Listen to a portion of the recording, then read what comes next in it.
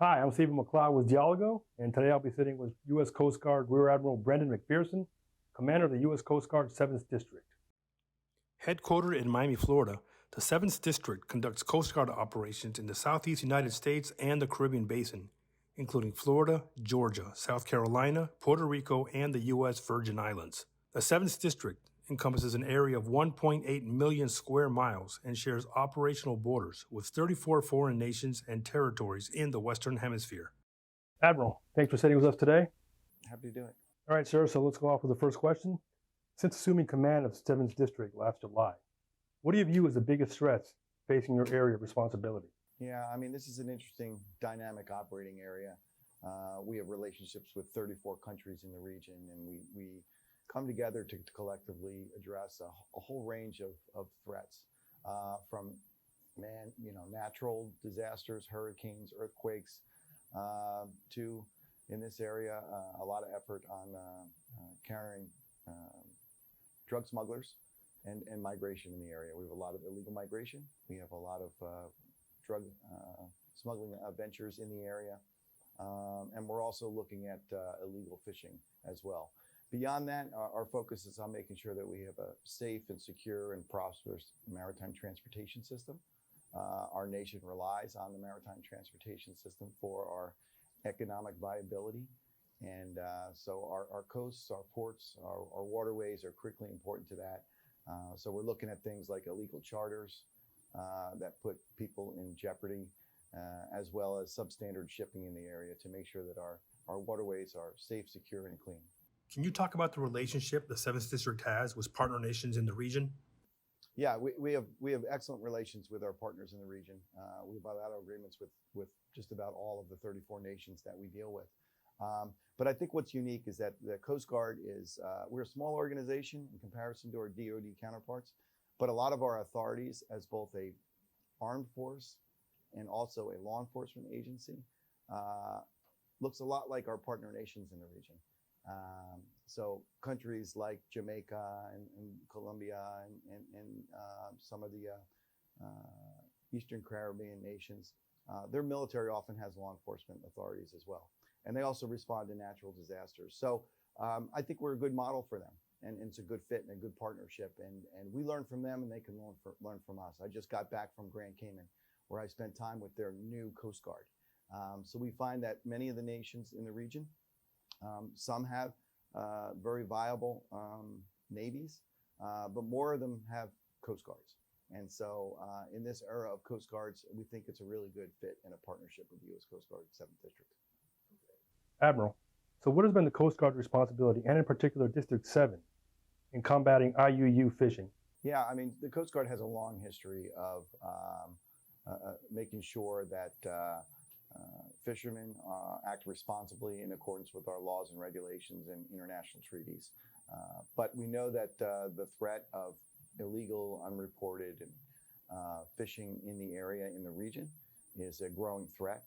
So we're working with our partner nations to determine what can we do to really kind of focus our efforts on that. And so we really have a strategy that we just recently released in the Coast Guard, and it's focused on three things. One is to promote targeted, intel-driven operations where we suspect or know that this IUU fishing activity may be going on.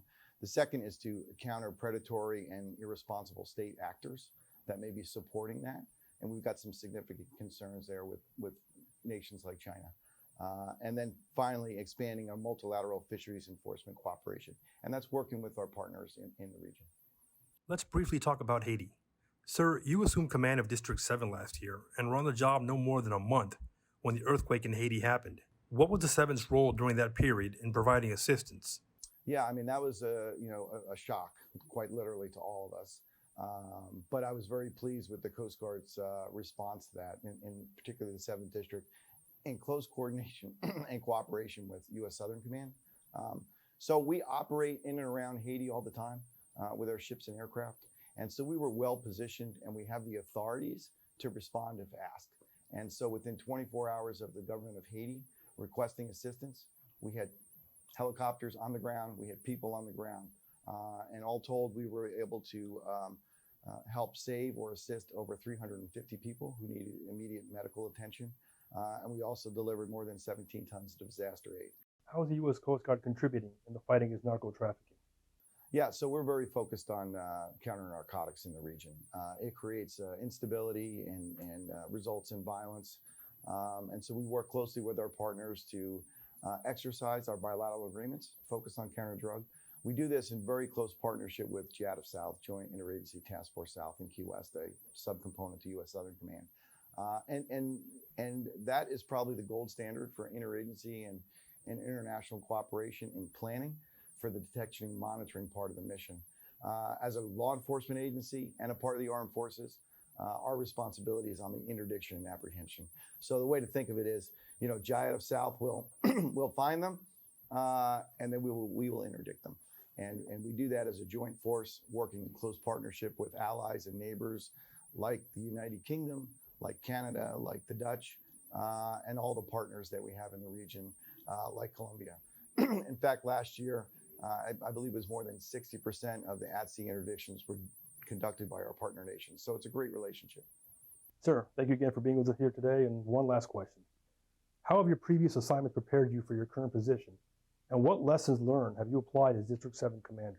Yeah, so I've been fortunate enough to do more than 30 years service in the Coast Guard. In fact, I started my career here right in Miami. I was an ensign, a junior officer aboard the Coast Guard Cutter Dauntless. It was home ported right here in Miami Beach. So here I am 30 years later, back in Miami with the privilege and the honor to lead, more than 4,000 Coast Guard men and women within the 7th District conducting this mission. There's no place else I'd rather be. My career over the years, principally as a cutterman aboard ships, 3 commands, has prepared me to deal with the many of the challenges we face today. But more importantly, I've never in my career seen the interagency coordination and cooperation that we have with our fellow DHS components, Border Patrol, Customs and Border Protection, ICE, ERO, and many others, along with our international partners. I mean, I've never seen a more productive relationship where we are all focused on the safety and security and the prosperity of the region.